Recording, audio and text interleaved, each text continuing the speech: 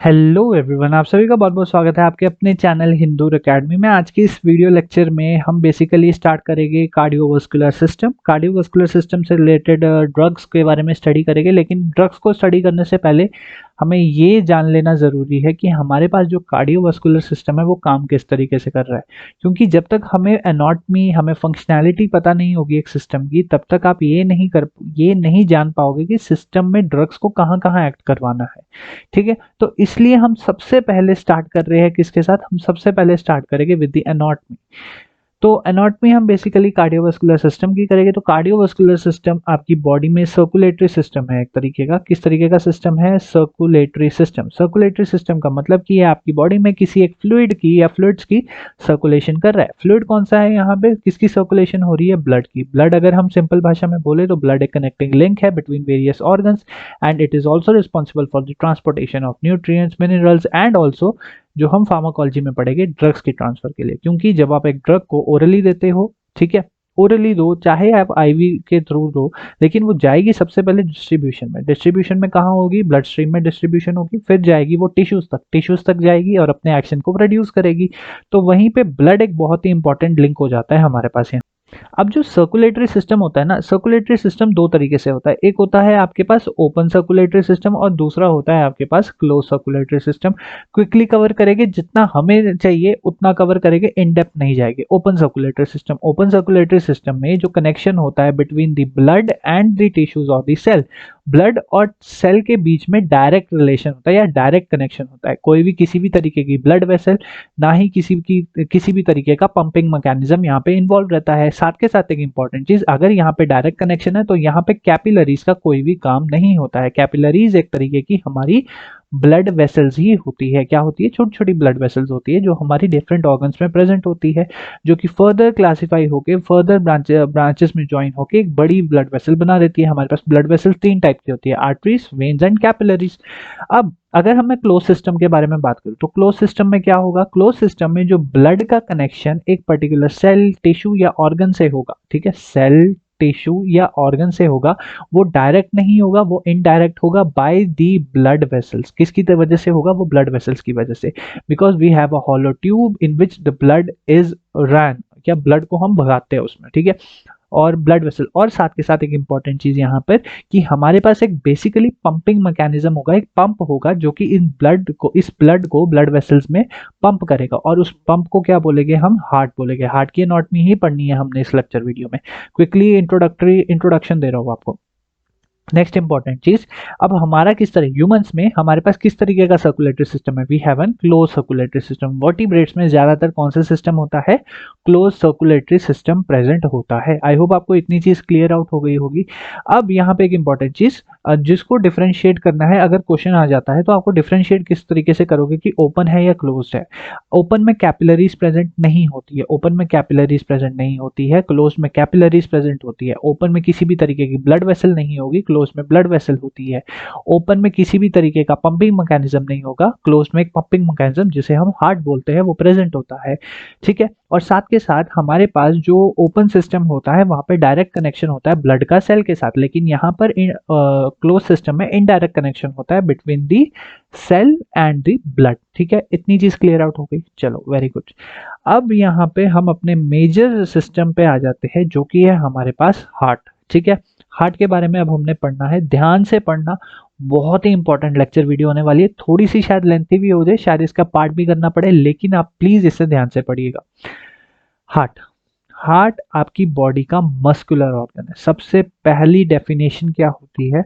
Heart is the part of your cardiovascular system which is a purely muscular organ. Muscular organ है, ठीक है, muscular organ. अब किस तरीके से है, अब वो देखते हैं, ठीक है। सबसे पहले आपका हार्ट हॉलो होता है, ठीक है। क्या होता है आपका हार्ट? हॉलो। इसके अंदर ब्लड पंप आता है, ब्लड आता है, पंप हो जाता है, मतलब ज्यादातर टाइम पे, या फिर मैं बोलूंगा अगर नॉर्मल कंडीशन, आपको अगर किसी का हार्ट निकाल के रख दो उसके अंदर कुछ भी नहीं होगा, it will be hollow, means खाली होगा, इट इज हॉलो। साथ के साथ इट, अब शेप किस तरीके की है इसकी? It is a pyramidal shape. किस तरीके की शेप है, आप जैसे कि यहाँ पे देख सकते हो पिरामिडल शेप की है, ठीक है। किस तरीके की शेप है, पिरामिडल शेप है।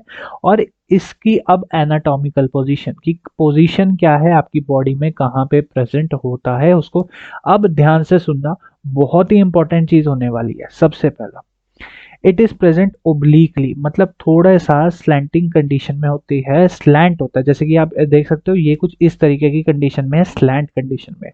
जो ये वाला पोर्शन है हार्ट का, इसे हम एपेक्स बोलते हैं। क्या बोलते हैं, इसे हम एपेक्स बोलते हैं, ठीक है। इतनी चीज क्लियर आउट हो गई, यस और नो जल्दी से कमेंट सेक्शन में लिख के बता दो, ठीक है।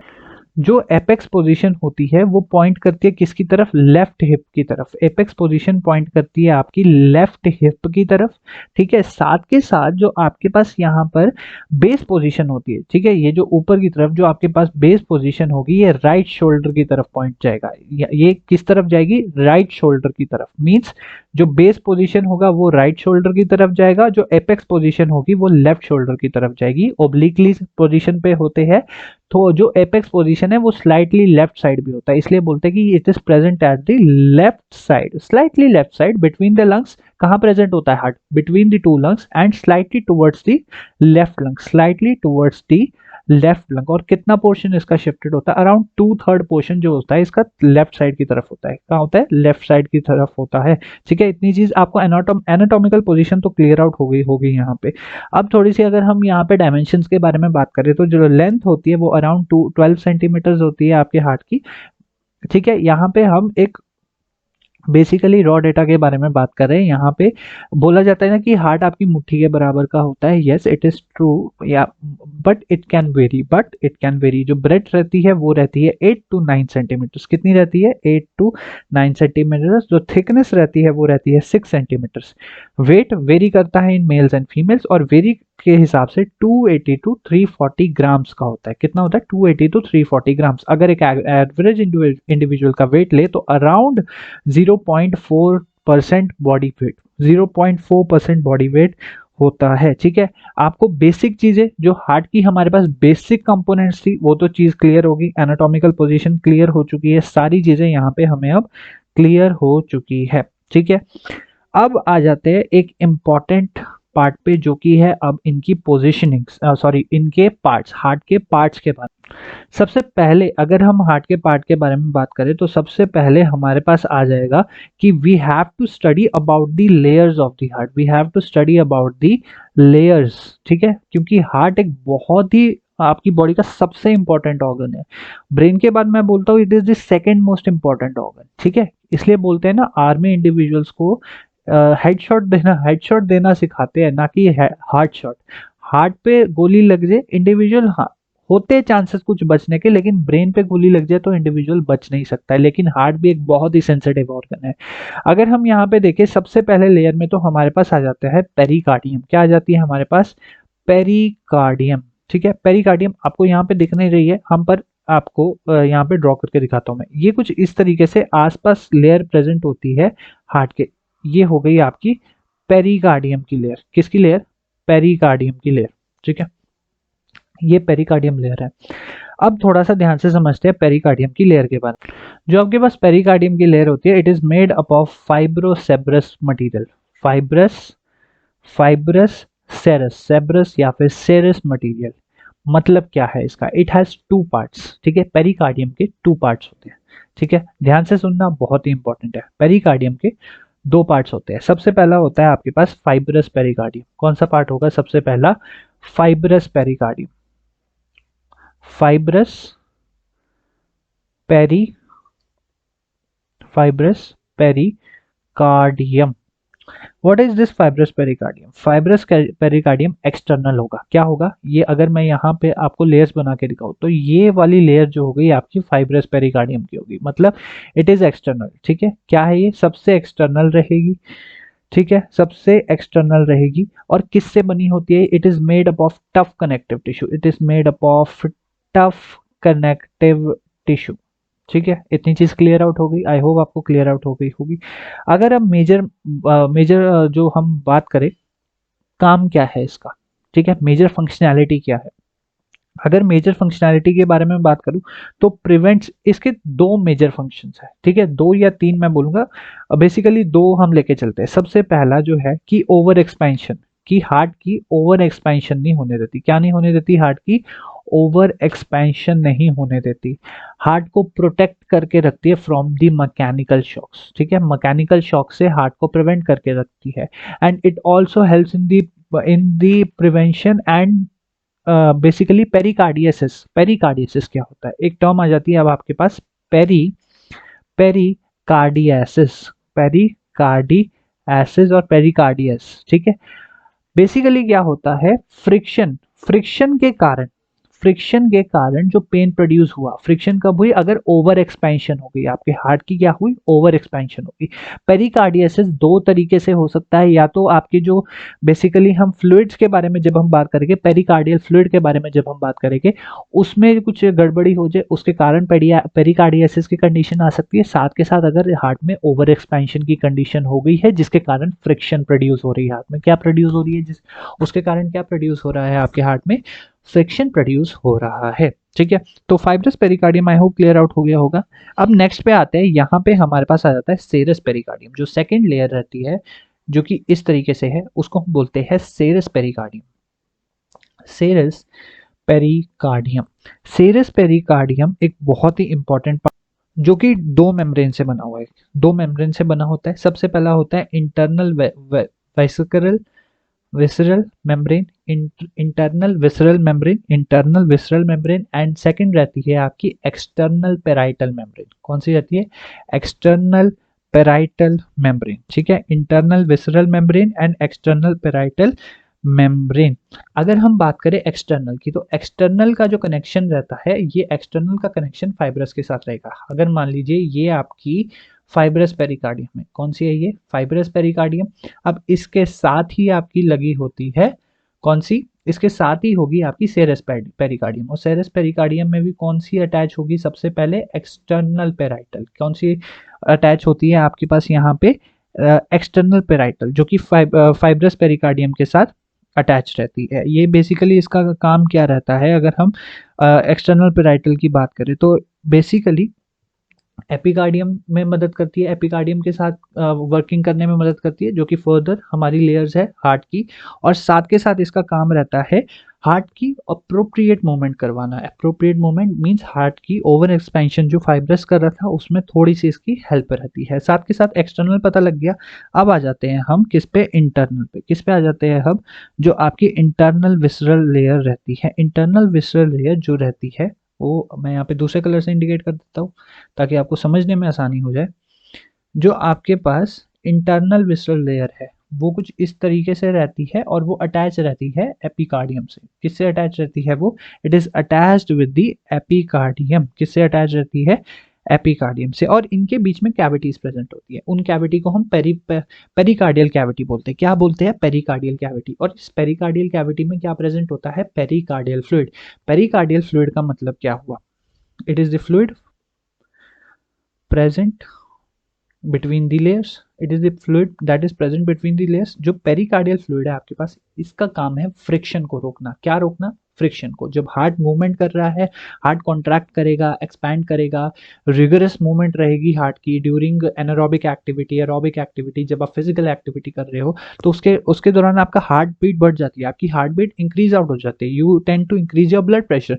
जिसके कारण क्या होगा? जिसके कारण बेसिकली आपके पास फ्रिक्शन प्रोड्यूस हो जाएगी। फ्रिक्शन प्रोड्यूस ना हो ताकि पेरिकार्डियसिस की कंडीशन ना आए, इसलिए हमारे पास पेरिकार्डियल फ्लूइड प्रेजेंट होता है।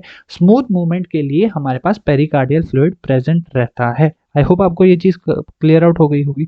दूसरी चीज, जब हार्ट इतनी रिगरस एक्टिविटी करता है तो कुछ ना कुछ हीट भी होगी जिसके कारण हार्ट डैमेज हो जाए। तो हार्ट डैमेज हो जाए तो उसमें बेसिकली मैकेनिकल शॉक की कंडीशन आ जाती है। तो मैकेनिकल शॉक की कंडीशन से भी बचाने के लिए पेरिकार्डियल फ्लूइड मदद करता है। बेसिकली अगर हम बात करें तो फ्रिक्शनलेस मूवमेंट के बारे में कर रहे हैं हम। किसके बारे में बात कर रहे हैं? फ्रिक्शनलेस मूवमेंट के बारे में हम बात कर रहे हैं। अब नेक्स्ट आ जाते हैं हम हार्ट की तीन लेयर्स के बारे में। ठीक है। हार्ट की जो 3 वॉल्स है या फिर लेयर्स है, अभी तक हमने बेसिकली पेरिकार्डियम जो सबसे आउटर में थी, बहुत ही आउटर, जो कि बेसिकली एक कनेक्शन भी बना के रख रही थी हार्ट को, एक तरीके से हार्ट की एंकरिंग में भी काम कर रही थी, मतलब हार्ट की पोजीशन को एक तरीके से पूरा एक स्टेबल पोजीशन देने में भी मदद कर रही थी। लेकिन अब जो हमारे पास लेयर्स आ जाती है वो आ जाती है बेसिकली, कौन कौन सी लेयर्स आ जाती है अब हमारे पास, we have the walls of the heart. अगर हम बात करें अब यहाँ पे वॉल्स फॉर दी हार्ट और वॉल्स में हमारे पास 3 बेसिकल लेयर्स आ जाती है। कितनी लेयर्स आ जाती है? 3 बेसिक लेयर्स आ जाती है। सबसे पहली होती है एपिकार्डियम। कौन सी होती है सबसे पहली? एपिकार्डियम। एपिकार्डियम अभी हमने जस्ट पढ़ा था पेरिकार्डियम में सेरस के बारे में, ठीक है। किसके बारे में? सेरिस पेरिकार्डियम के बारे में पढ़ा था, जिसमें कि हमने इंटरनल विसरल और एक्सटर्नल पेराइटल के बारे में पढ़ा था। किसके बारे में पढ़ा था? Internal visceral and external parietal के बारे में। एक्सटर्नल पेराइटल का काम क्या था कि वो फाइब्रस पेरिकार्डियम के साथ अटैच रहती थी। इंटरनल अटैच रहती है एपिकार्डियम के साथ। किसके साथ अटैच रहती है? एपिकार्डियम के साथ। एपिकार्डियम किस चीज का बना हुआ है? हम यहाँ पे जो लेयर्स है ना हार्ट की, ये वाली लेयर्स, इनके बारे में डिस्कस कर रहे हैं यहाँ पे, ठीक है। अभी तक हमने बाहर वाली करी थी, जो हमने प्रीवियस स्लाइड में करी थी, बाहर की थी सारी। अब जो हार्ट की वॉल्स आ जाती है, वॉल्स, दीवारें हार्ट की, ठीक है। बेसिकली एपिकार्डियम सिंगल लेयर होती है, ठीक है। कैसी होती है ये? बेसिकली सिंगल लेयर होती है। It is made of epithelial cells, ठीक है। सिंगल लेयर किसकी बनी है? एपिथेलियल टिश्यूज और एपिथेलियल सेल्स की, ठीक है। किसकी बनी है? एपिथेलियल सेल्स की, ठीक है। Okay, next myocardium. कुछ ज्यादा इंपॉर्टेंट चीज नहीं है यहाँ पे, बेसिकली कनेक्शन प्रोवाइड कर रही है between the pericardium and the walls of the heart. अब नेक्स्ट आ जाते हैं हमारे पास बीच में एक लेयर रहती है, जिसे हम बोलते हैं, क्या बोलते हैं इसे? हम मायोकार्डियम। इसे हम बोलते हैं मायोकार्डियम। बहुत ही इंपॉर्टेंट लेयर आ जाती है यहाँ पे, बहुत ही ज्यादा इंपॉर्टेंट लेयर, तो ध्यान से इसको सुनिएगा।